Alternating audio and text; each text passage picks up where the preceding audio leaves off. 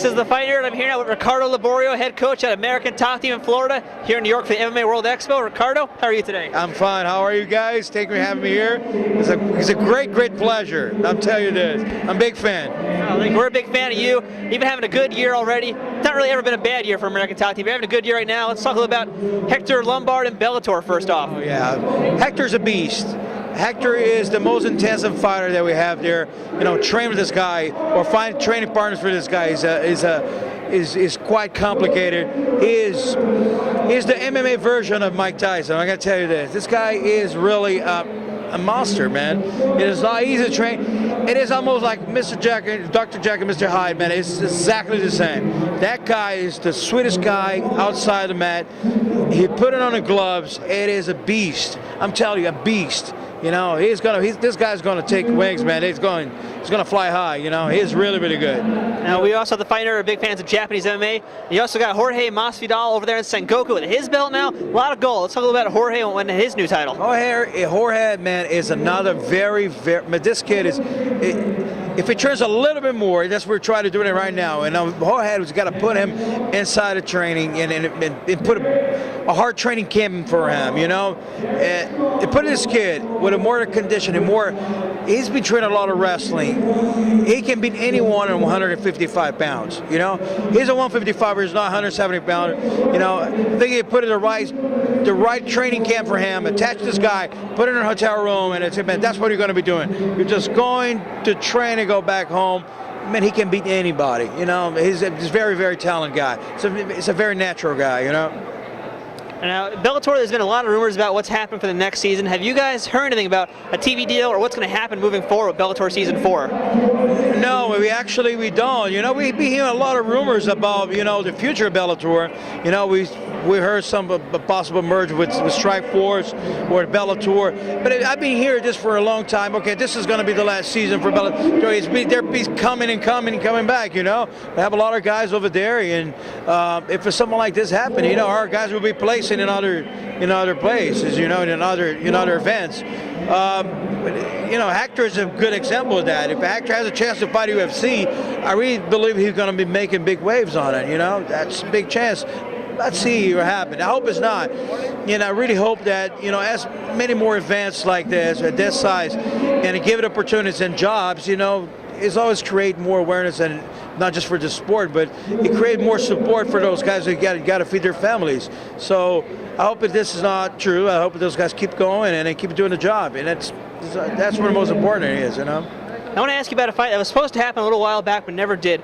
Dean Thomas was supposed to fight Ricardo Mayorga. Look at that face. He already knows where I'm going with this. Oh, man. On the inside, let's talk about what happened on the inside and what led to that collapse of that whole event. Oh, I was looking forward for this fight, and I think Dean was way more prepared for that fight than any other fights that I saw him doing. You know, he was, of course, he got a perfect strategy. You know, it was a perfect game. Mayorga definitely will be the first big name boxer to compete in MMA. You know, high level boxers to compete in MMA. Dean was quite ready for him. Dean is not just an experienced fighter, but he's in the game. Dean knows how to market himself, to put himself there, to sell the fight. And I think that was particularly, I think there was a lot about being the first fight of the big event. I'm gonna tell you this way. There was a lot of the politics, you know, to have Mayorga fighting an MMA guy, and for some reason, definitely the Box Commission, you know, stopped that.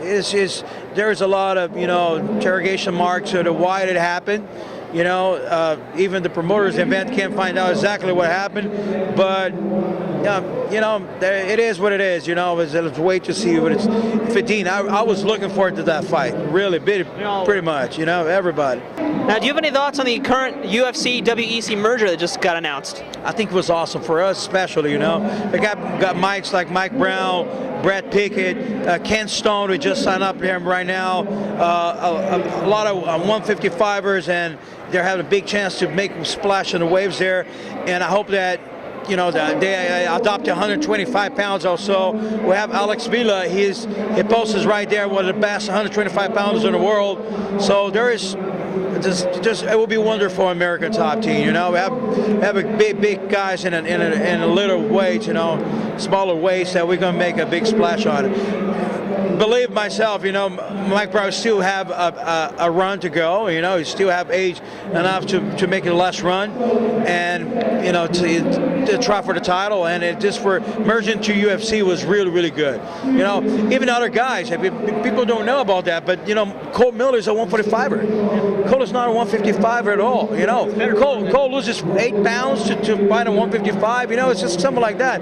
You know, and I know that because we have 155 pounders that come dropping 35 pounds to fight in 155 division. You know, even for Cole, for example, or Micah Miller, this is going to be perfect. You know, that's what I would say. I think it was a great thing for us. You know. Now I got some trivia for you before I go into the next question, because I know you're a big historian, big history buff. So I got to ask, since today is November 12, 1993 was a very important date as well for mixed martial arts. What was that? November 12.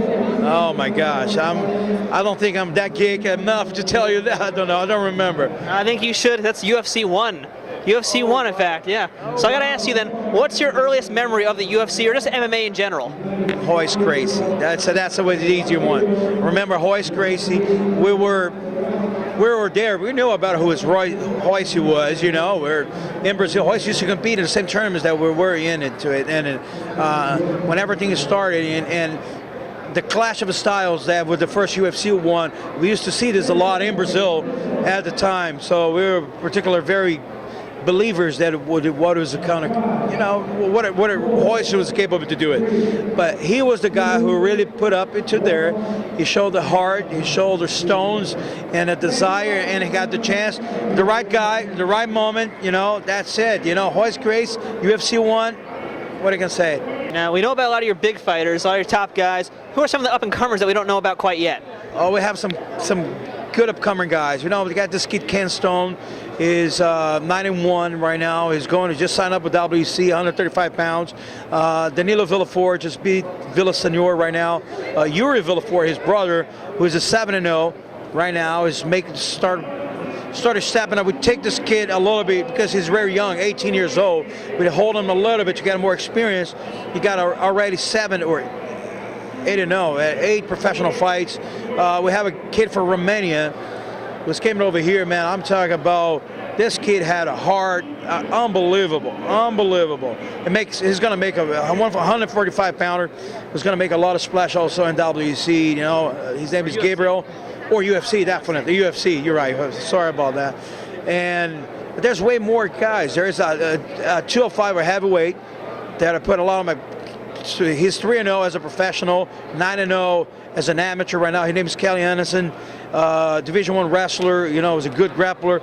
You know, is sharpening up his hands right now, but extremely strong. You know, all those guys. And guys like Ben Saunders. You know, Ben Saunders working his wrestling to come back to the big stage right now. There's so many other guys right now.